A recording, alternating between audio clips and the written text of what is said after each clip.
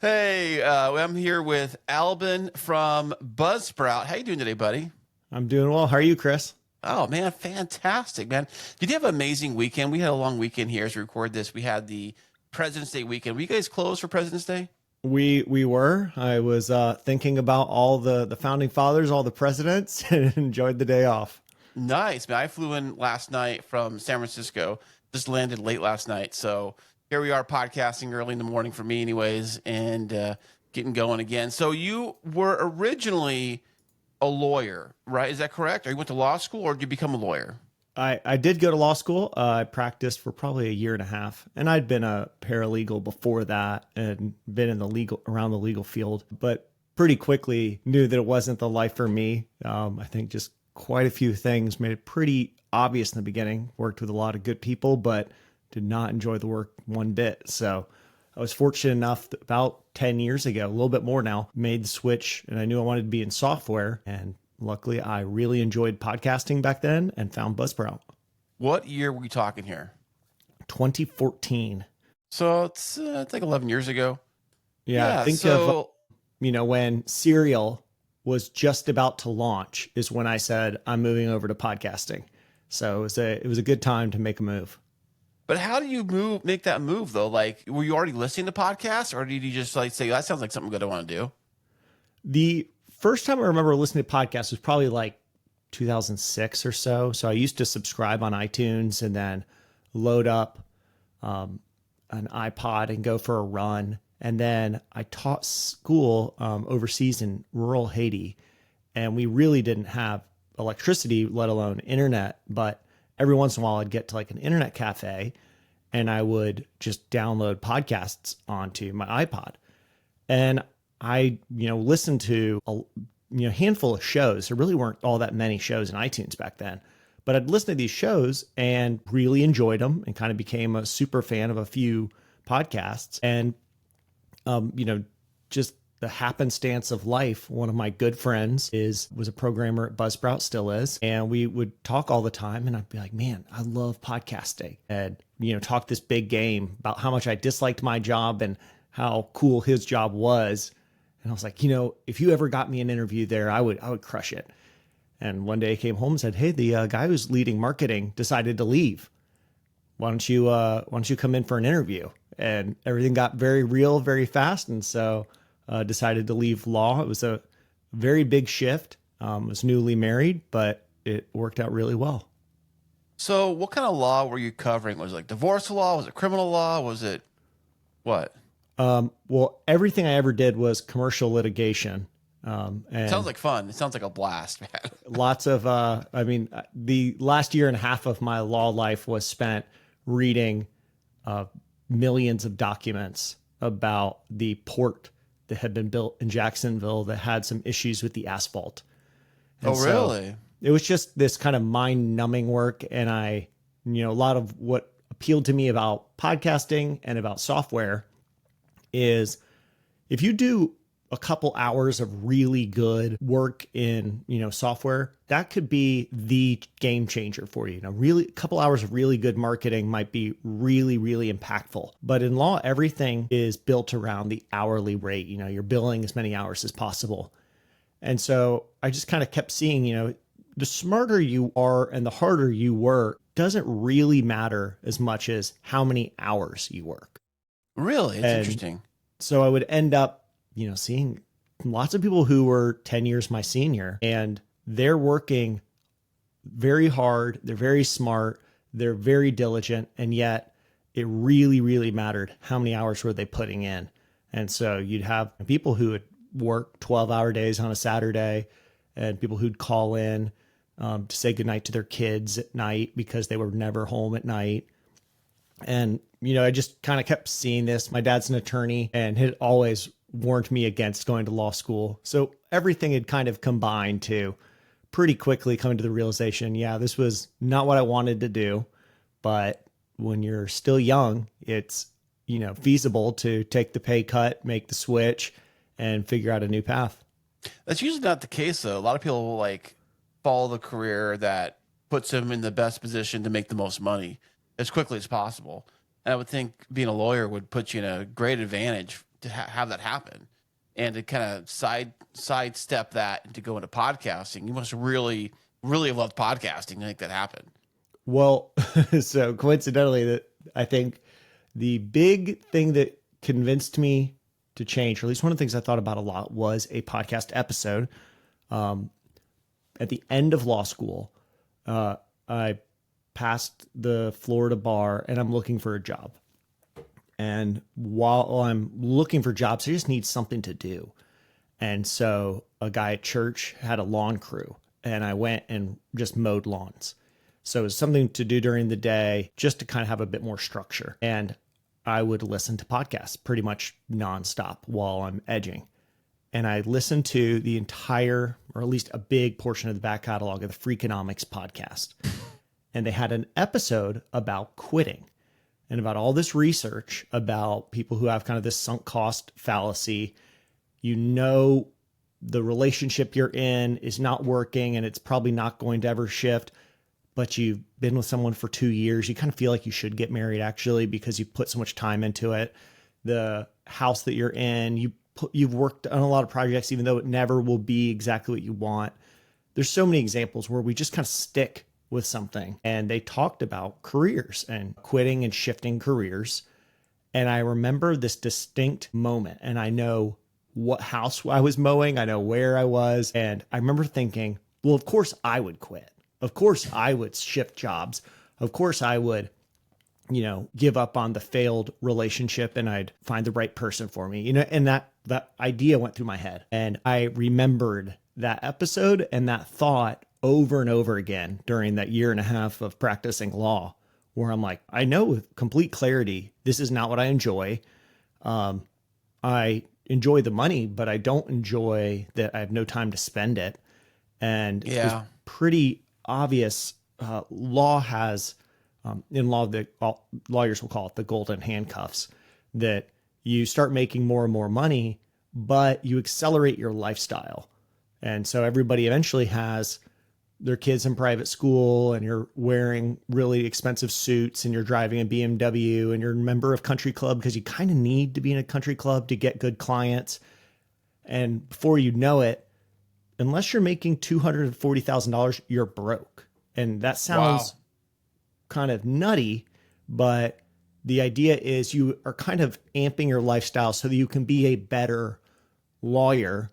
But you got to pay to play, man. You got to pay to play.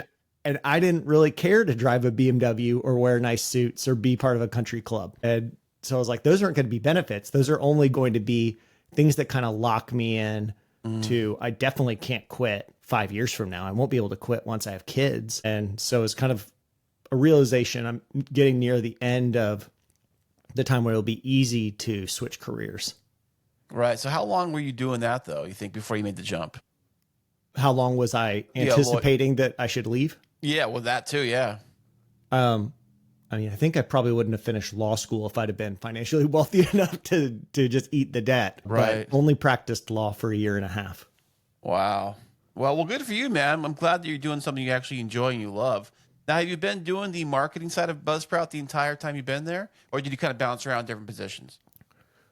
The position itself has changed. I think I probably had near the same title the whole time, but I've been doing marketing. But in the beginning, we didn't have a support team either. So I was doing all customer support, and it was really just, 4 of us in a very small office. 4 for the entire team of Buzzsprout? The whole employees is 4? I mean, I think that, yes. And we only had 2 co-founders, a designer. So I guess there were 5 of us. Still really small. Now, at that early on in the stage in Buzzsprout's history, was there a lot of clients for Buzzsprout? A lot of people on podcasts were using Buzzsprout at that time? I don't know the exact number of people who were on free accounts and were actively using Buzzsprout, but it was something like a total of 2,000 active shows. Okay. Probably a bit less when I started. And Buzzsprout, when Buzzsprout was kind of like in the early stages, were there a lot of other competitors at the time? I know now there's a ton of them, but back then, I know Libsyn was around forever, but I don't know how many other hosting platforms there were back then. There were the Blueberries, and there was Libsyn and Podbean and probably Spreaker too. But there are also other ones like Podomatic that kind of faded. And they were pretty much the entire history of podcasting. There have been new people who will kind of enter the space and start working in podcasting, and some of them fade away and some turn out to be pretty good. We've had a couple competitors launch since I've been in the space that have turned out to have some staying power, Anchor obviously being the biggest. But there were pretty good competitors back then, but Libsyn was the really big one. Right. They were significantly larger than us. In 2014, before I joined the team, two people went to the very first podcast movement, and they met one Buzzsprout customer at the entire conference. Wow. And they came back with two insights. One was we only had one customer there, so this market is much larger than we thought. And two, they saw the other software. So they saw our competitors, and they're like, our competitive landscape we are much simpler, and we're much easier to get started, and we're much more user friendly.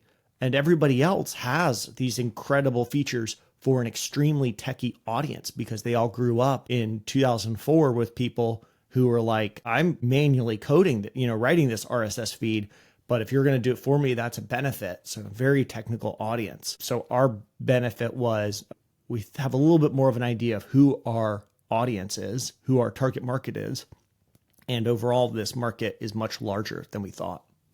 Yeah, that's one thing I love about Buzzsprout, because I've used Buzzsprout, and you guys have a very simple user interface. I mean, even today, I don't know what it was like back then, but today it's incredibly easy to use. I've used probably 4 or 5 different podcast hosts that I've played with, and yours seems to be the easiest and simplest to use.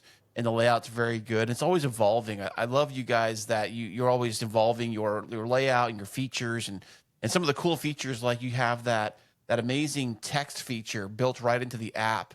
Was it text the show or whatever? Does that work with the podcasting 2.0 features, or is that something different than that? I don't know, No, it doesn't work with the cross app comments. I think the cross app comments are kind of this holy grail. That would be just an incredible thing that if we could get that to work and all the apps would respect it and people could comment and then the comments would show up somewhere else. But that just was born out of us podcasting. So we are on Buzzcast, and there's an episode where Kevin, I think, says something like, for the new year, we got to figure out a way for customers to reach out. And we'd tried Pod Inbox, and we tried people recording messages and sending them in, and email, and we tried everything. We had Twitter conversations, anything we could do to try to get our audience to reach out. And I just had this account where I'd been using to send mass text to people when we went to conferences, just to, message the 200 people from Buzzsprout and say, hey, we're all going to meet up at this bar. We'd love to buy you a drink or something. And so I had this system set up. And so I just put into the show notes, hey, shoot us a text, tell us what you thought about this episode. And we talked about that. And that was our little experiment.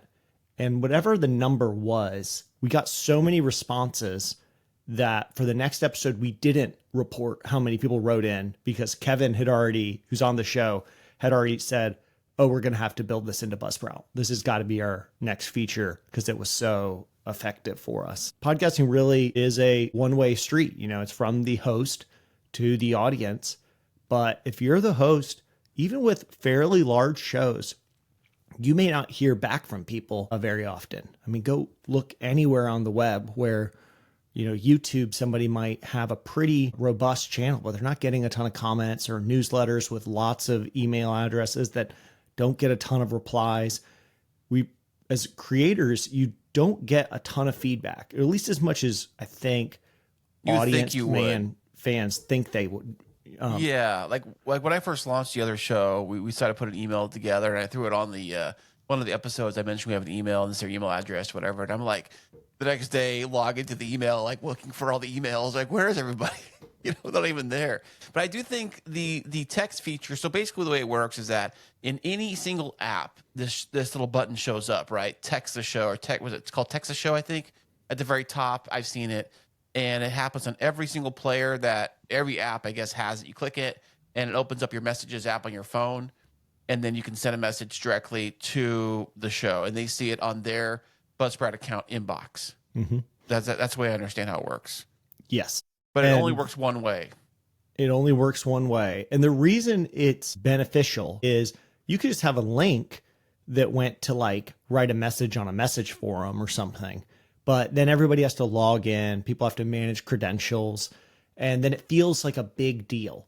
Yeah, I hate that. If there's a login, if I click something and then have to like log in with a password and account something, I'm like, I'm out. I checked out. That's why I'm done.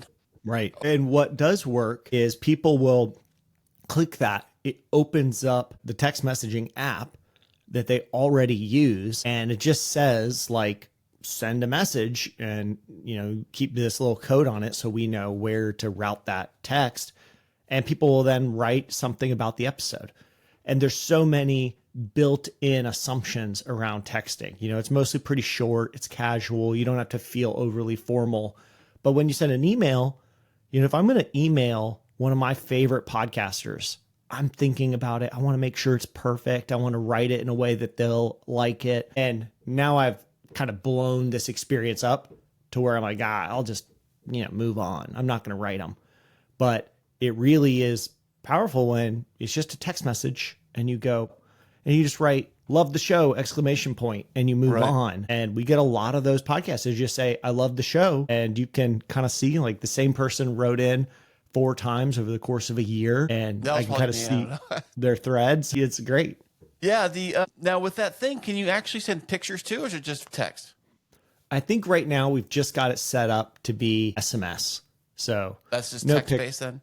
Yeah. And there's, some kind of privacy considerations there too. If we start having photos come through, then we're more worried. Like, are people getting spam? Are they getting inappropriate messages? Or what do we have to start censoring? Well, I'm sure a lot of people, I think some of those, like, let's just say more risque female type shows are probably getting a lot of inappropriate images probably emailed to them, I would think. I've heard stories about that kind of stuff.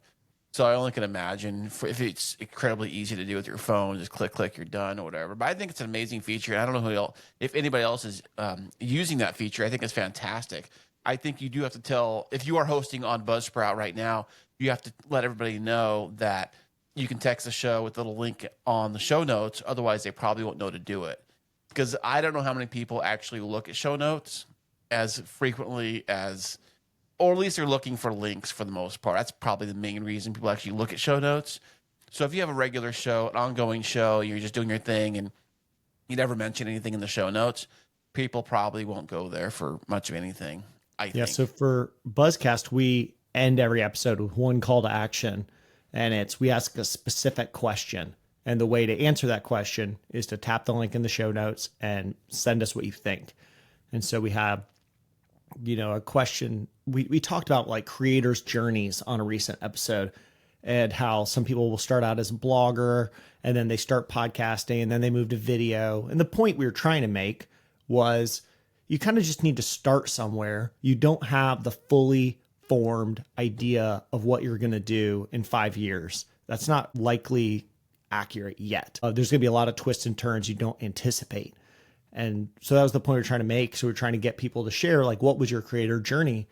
And when you get, it's the ease of a text message, people text and they fire off a message, then it becomes pretty easy to start collecting all of those. And people realize, I can't text the show. So sometimes they're writing in, answering the question. Sometimes it's just a thought about another segment. Right.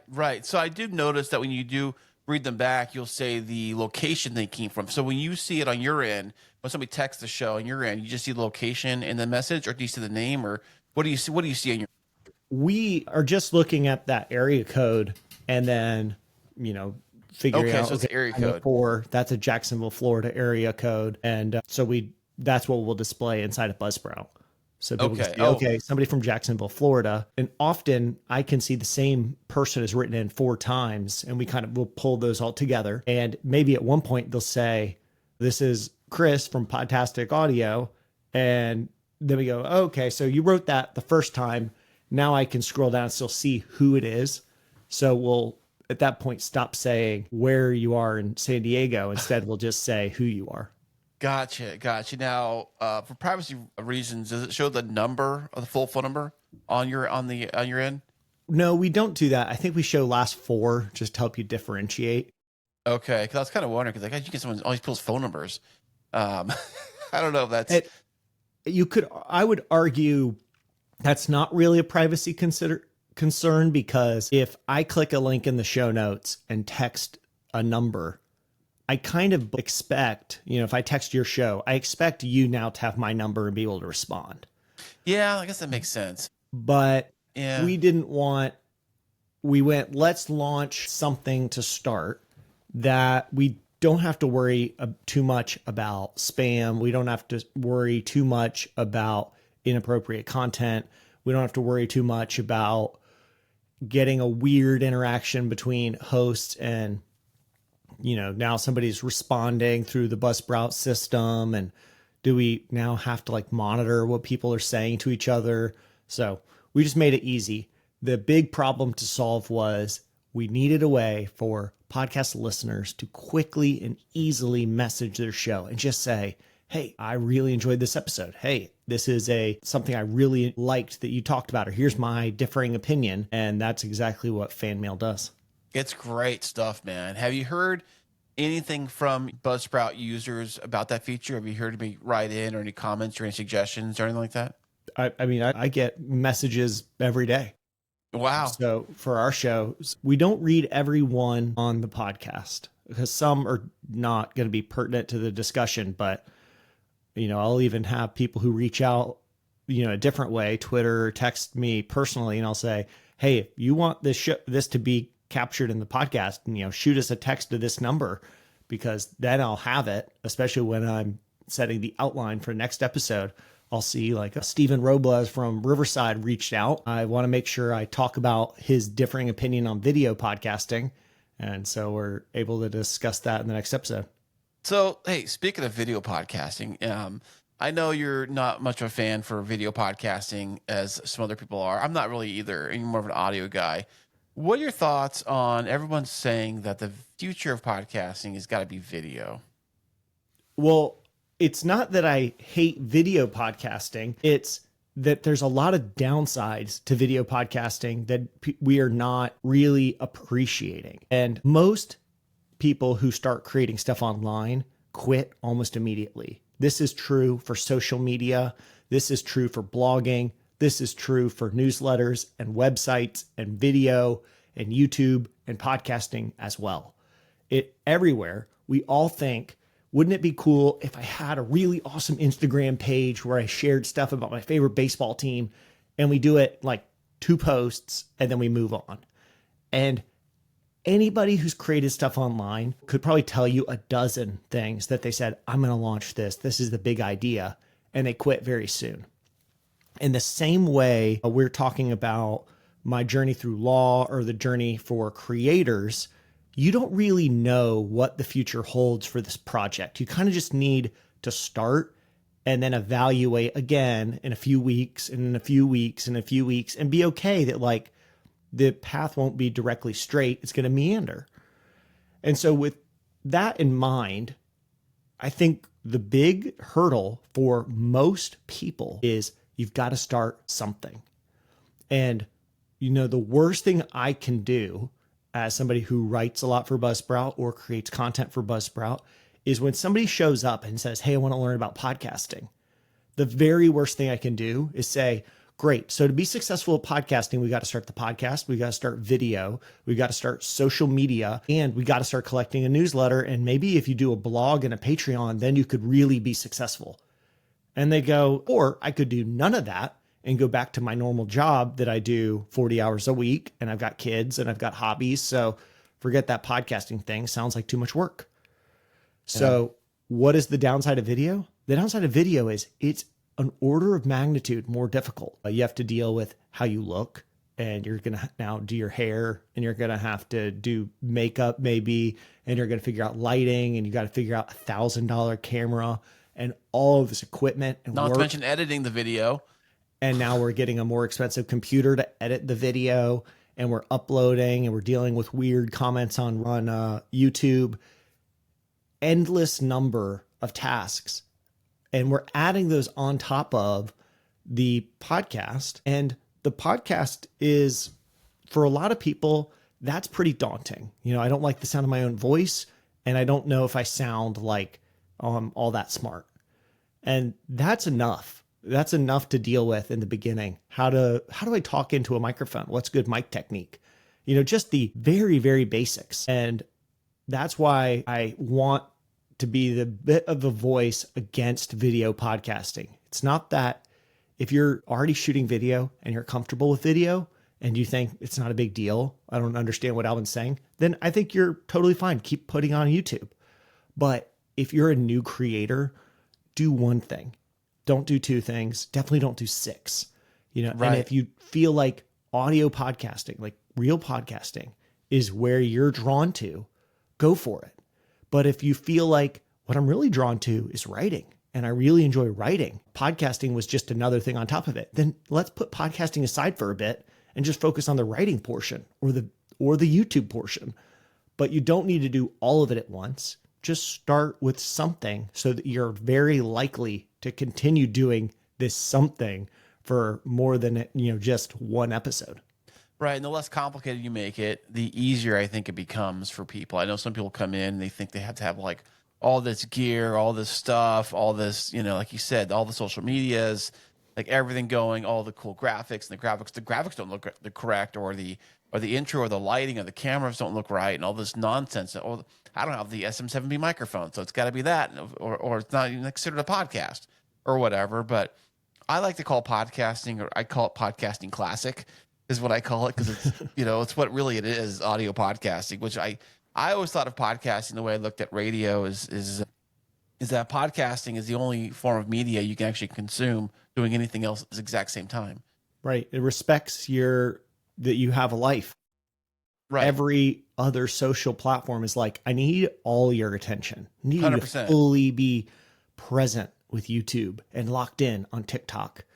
And if you are around somebody who's listening to a podcast, you might listen to it together, or they might be out for a run and doing something else. But if they're watching YouTube, they're not also going for a run holding their phone, and they're definitely not on TikTok and also engaging with you in a conversation. Like, they're mutually exclusive. So that's why I'm really drawn to radio. I'm really drawn to audiobooks and really drawn to podcasts. I think that's why audiobooks were invented, because people were busy and they wanted to like listen to or read their book, technically, listen to their book, which, kind of like reading, while they're busy doing other things at the exact same time. That's why I love audio and I love podcasting. I'm listening to podcasts while I do the dishes, and especially at work, because I drive for work for a living. I'm constantly in the vehicle. So that's how I got drawn to podcasting in the first place. How I got started was I listened to a lot of morning radio. I loved morning radio. And then I went to working night shift. I'm like, well, I can't listen to morning radio anymore. But then I discovered podcasting, and the morning shows were putting their broadcasts on a podcast. So now I can listen to them whenever I want, like as convenient for me. Almost like, if you remember when DVRs first hit the scene. Yeah. And everyone's like, I don't have to wait 8 o'clock to watch my favorite show. I could record it and watch it whenever the hell I want, which I think is fantastic. I think that's the beauty of podcasting. I guess it's kind of the same way YouTube works too. But YouTube for me has always been, I'm going to go on vacation and show you what we did. Here's our vacation. Here's our stuff. Here's us at the beach. Here's us here. Here's at Disney World. Here's us doing something, rather than here's us, look at us talk about the thing we just did. Right. That's kind of where I look at the difference between video podcasting. I think some of the best video like podcasting shows are very expensive, with studios and celebrities, and they're all in the same room, and they're highly produced, and it's almost like a radio station, really, what they are. So now, if you're going to jump into that space, or it's a TV show. I mean, a lot of like them, any TV show, like a Night Show or Tonight Show, or that kind of stuff. So now you're competing with that. Good luck. So, and it's much harder to get into, I think.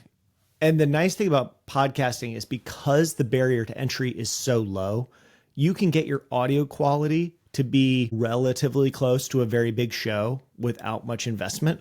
You can get, a lot of shows are unscripted. And so you can, after, a bit of work, get pretty good at good podcasting and crafting a good story. Now you're just bringing your own expertise and whatever is interesting to you. So if you've spent, like somebody I've met, your whole life setting up coin operated laundry mats, and now you want to share that expertise, well, podcasting, you can do it through a podcast, and pretty quickly you're going to be good enough at the podcasting part that you're good because you're bringing this whole wealth of information about coin operated laundry mats. And fascinating stuff, man. Is that still a thing though? I think everything went to that digital cards now. I don't think you use cones for anything anymore. I'm sure that now they're not coin operated. They're all credit card operated. Apple Pay.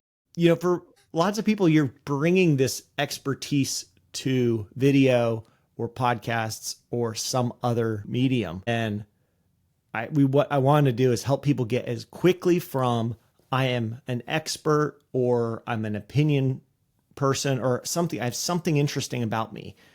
Help me get over the hurdle of learning the technical aspects of podcasting so that I can get my message out to the world. And we want to make that process as easy as possible. That's our job as Buzzsprout, but it's also my job as a marketer, helping write guides and also thinking through this problem that we pretty much only started seeing about 2020, which was everybody started hearing, oh, podcasts are really big on YouTube. Podcasts are really big on Spotify, and they're video podcasts. So I need to be doing video. But now there's research that of the top shows in the whole world, a good portion of them are not doing video, and almost none of them are putting video on Spotify. Yet those are the stories that all of the experts and the gurus and the influencers were all handing each other. But if the biggest shows in the world aren't all doing it, definitely my small show about coin operated laundry mats does not need to invest in $4,000 of video equipment. Right. Definitely. 2020 was quite a year for podcasting. I got in just before that. And then next thing you know, it was a big wave of everybody doing podcasting. That's why this show launched, because everybody was asking me questions about podcasting and stuff. Like, well, maybe I'll make a second show about podcasting. Here it is. But I never thought of the show being a video podcast. That's why audio is in the name. Makes sense.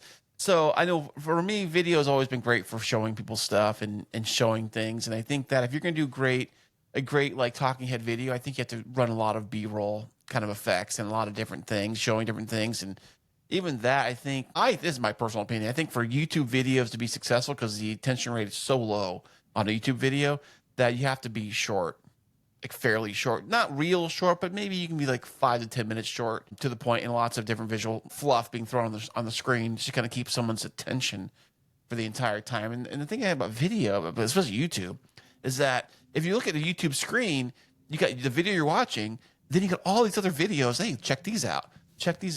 And I think it was you or somebody else said something about YouTube doesn't care what video you're watching as long as you're staying on their platform. Right. And that's all they care about. They don't. And so they're totally fine when I'm watching my woodworking video and they're like, hey, if you're happy, we're happy because we're going to get to show an ad here in a second.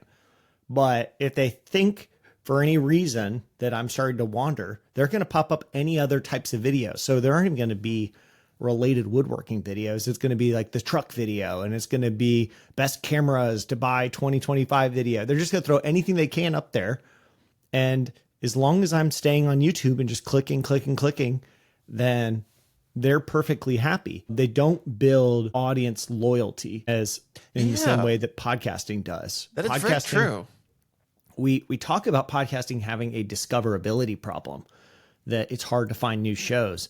But that is a bit of our kind of the saving grace of podcasting. It's hard to find a new show. So when you do, you kind of stick with it and you're a bit more loyal. I have multiple podcasts that I've listened to for 5+ years, but I don't have many YouTube channels that I've watched for 5+ years. And I have, it's more similar to the age of blogging, where if you found a really good blogger, you kind of stuck with them for a while because it was hard to find somebody who wrote in a way that you found compelling.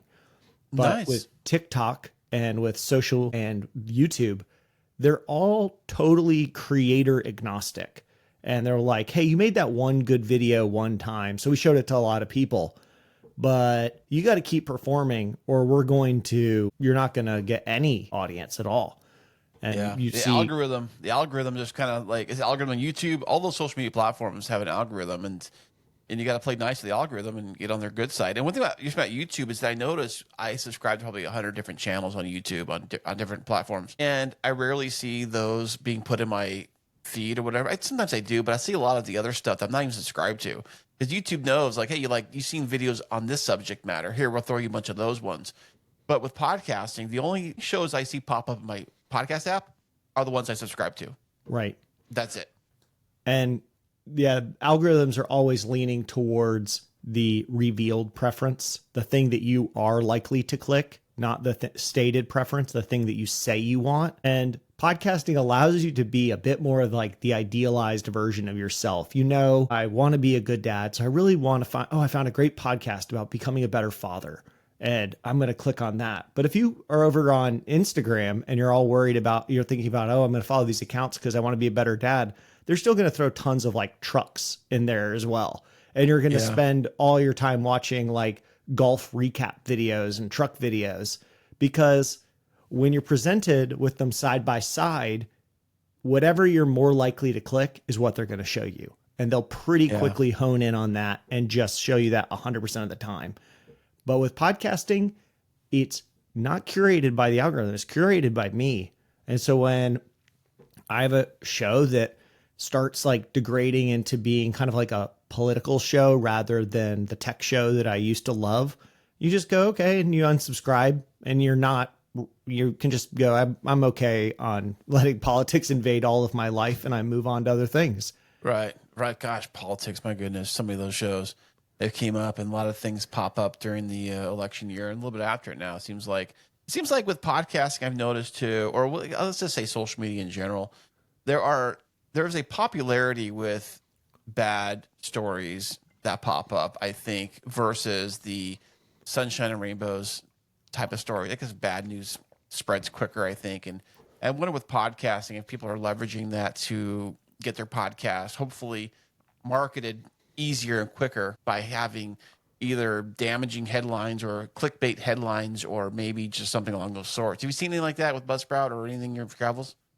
I mean, there's tons of podcasts that we see. So sometimes I'm sure some of them are launched on Buzzsprout, and the way that they will try to gain a following is by being more sensationalist. It works less well on a podcast because you're not constantly getting tons of exposure to new people. You're going to do that somewhere else. So, okay, if you spend a whole episode diving into some political controversy, you still have to go out onto social media to spread it to a bunch of people to try to get people to click through and listen to your dumb opinion on your podcast. Hey, what are your thoughts on all the AI generated shows with the Notebook LM that have come out?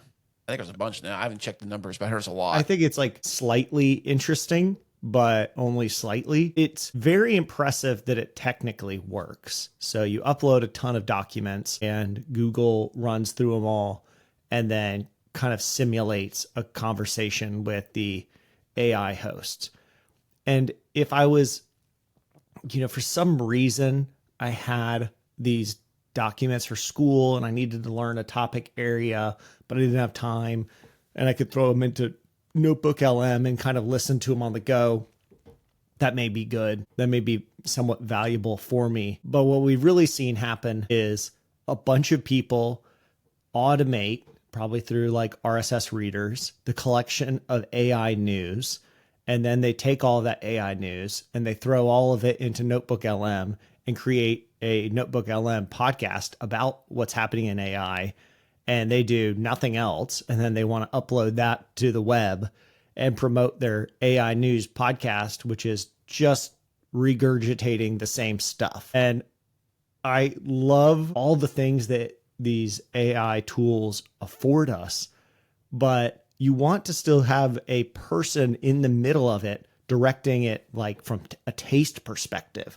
You've got to be somewhat there saying what is valuable, what stories do you find interesting, or you be the host and you discuss it. so that there's something different. But if all you're doing is you're just collecting the same news source, you're throwing it into this generator, no one's going to listen to that. Who's the target market? Yeah. You've just figured out how to create it.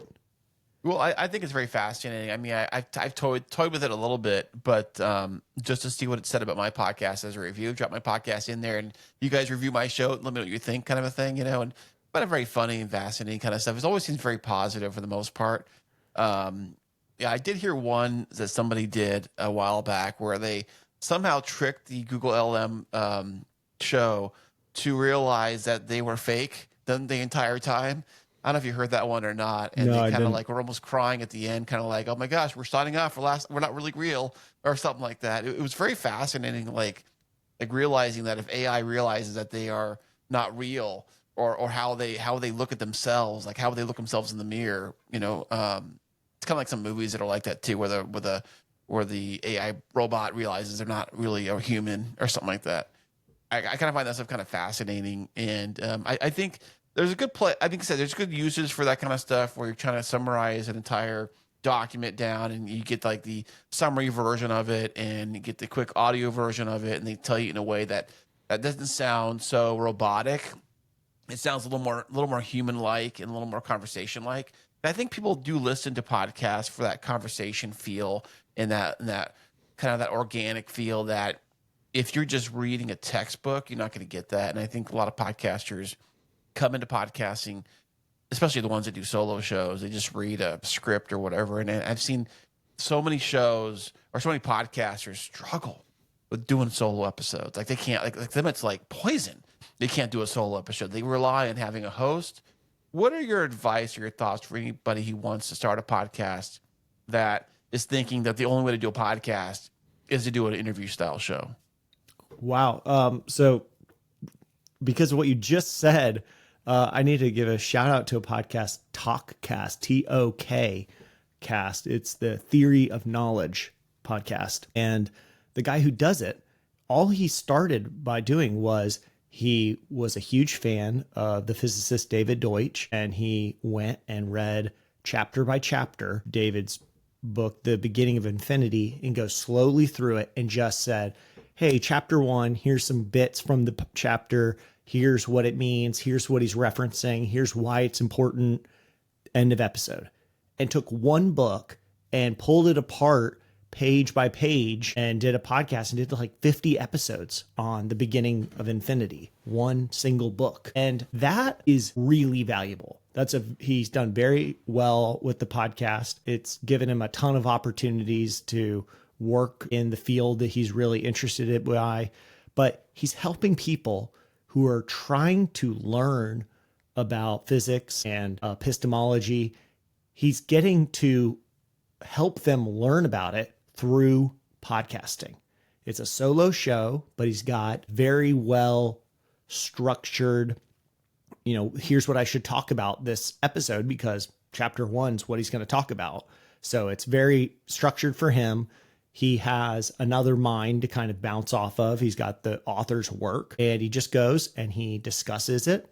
And it's valuable in a way that I don't think Notebook LM is. If you were to read a physics book and the way that it was being presented from Notebook LM was to kind of NPR-ish style hosts going, so what is it about epistemology that we find to be really interesting? Oh yeah, well, let's dive into that on this episode. And it's just kind of the same, jokey podcast talk, Right. Which I love shows like that, but that's not the best way to learn about epistemology. So I would recommend anybody who wants to do a show and maybe doesn't have a co-host who is a good sounding board, maybe consider, is there a book or is there a TV show or is there some body of work that you want to interact with and share your love of?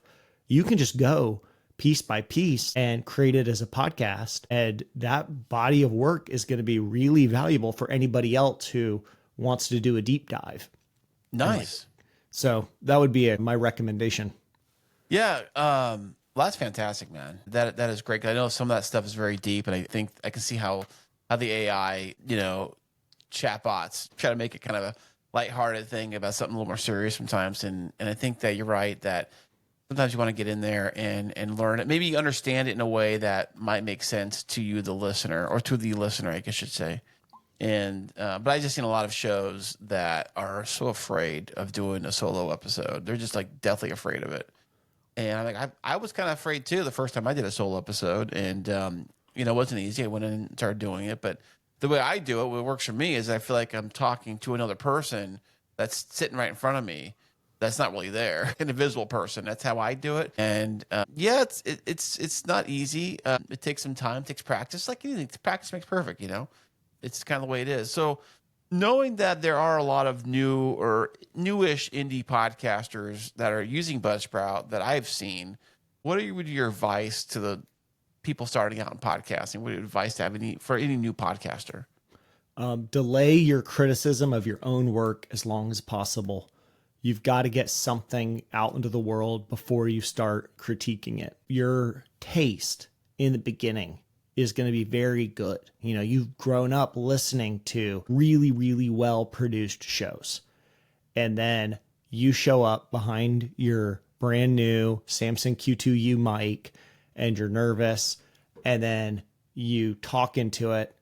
And if you go back and listen with the taste that you have that's really well developed, you will be so critical of your own work and so critical that you'll just go, oh, we have to throw that away and do another one. Oh, throw that one away and do another one, because your skills have not matched your taste yet. And so what I would recommend people to do is you got to just get something out there and start putting it out into the real world. And we'll iterate and we'll clean it up and we'll get better at talking into mics. We'll do that over time.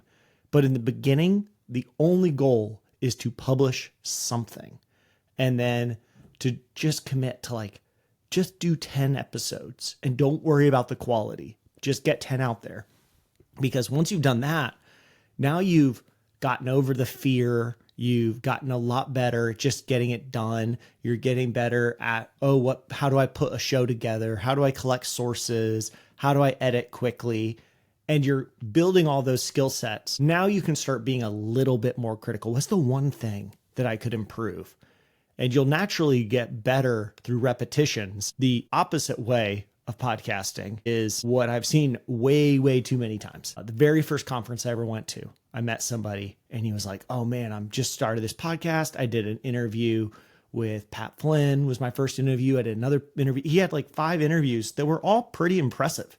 And I was like, wow, that's great. So is the show up? No. I'm tweaking them. I'm cleaning up the editing. I'm like, okay. Yeah, I'm launching. And I think he had a couple months out. So the next year I go back to the same conference and I'm like, man, how's the podcast going? I remember we talked last year, and he goes, yeah, I've got a bunch of interviews. I'm working on editing some of them. And I was like, weren't you launching it last year?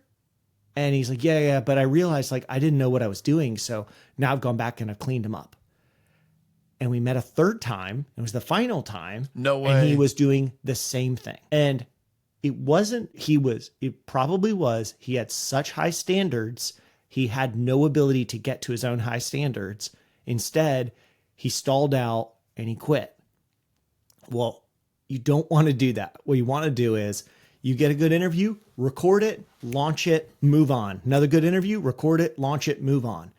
And let's just get some repetitions in. And by doing that, you'll get much better and you'll grow way faster than if you were trying to grow through, you're kind of just sitting at home re-editing the same episode over and over. I've seen a lot of shows that do big name guests, like you're saying, or whatever. They will hope that is the silver bullet to get their podcast to be, top 1% of Apple or whatever it is, thinking that this one big name. And then they get that big name on the show and the big name doesn't share the episode or whatever. And they're kind of, crying and pissed about it or whatever. So I personally don't think that a big name is the answer to get your show. It may help a little bit, but I don't think it's the answer to get your show out to the top of all shows. Yeah. Sometimes it might work really well, especially if it's a great episode and they decide to share it, but that's not within your control. The only thing within your control is, hey, I'm going to do my best with the time I have allotted for this podcast. And if that's 2 hours a week, well, let's do the best work you can do with 2 hours a week and figure out how you want to allocate that time and go for it. What does not work is, getting that one guest and then going, yeah, as soon as she shares this episode, it's all going to blow up. Even if they do share it, it can really just be a dud. And it was, they didn't get much pickup and the link was deprioritized in the algorithm. And so nobody made it over to the podcast. And you go, oh, I had all my hopes invested in this one basket of this one interview. And now I feel crushed, but much healthier is just to rely on, I'm trying to grow. I'm improving as a podcaster. I'm improving as a marketer, or I'm improving as a, subject matter expert. And my goal is not to be blowing up the podcast this year, but to act in a way that I can be doing this 5 years from now or 6 years from now. Because in the future, if I've put in the reps for year after year, I'm going to grow so much more than in so many ways that I had not anticipated. Yeah, definitely. Practice makes perfect, not the other way around. So, Alban, this has been so great having you on the show today, man. I really appreciate you stopping by today and all your great wisdom and all your stuff with Buzzsprout. What an amazing company and what an amazing podcast host Buzzsprout is. All kinds of cool features you guys are putting out there. And it's such an easy, of all the podcast players, it's like the easiest to use. Very user-friendly. I absolutely love it, man. Thanks so much for coming on, man. I really appreciate it. Thank you for having me. I appreciate it. Hey, really quick here, where can we find out all about you and all your wonderful stuff? Probably best way to reach me online is probably on Twitter. And if you want to learn about Buzzsprout, come over to buzzsprout.com and you can check out all of our podcast guides, or you could go to the Buzzsprout YouTube channel or any of our socials and follow us there. Fantastic, man. You have a great day, buddy. You too. Bye.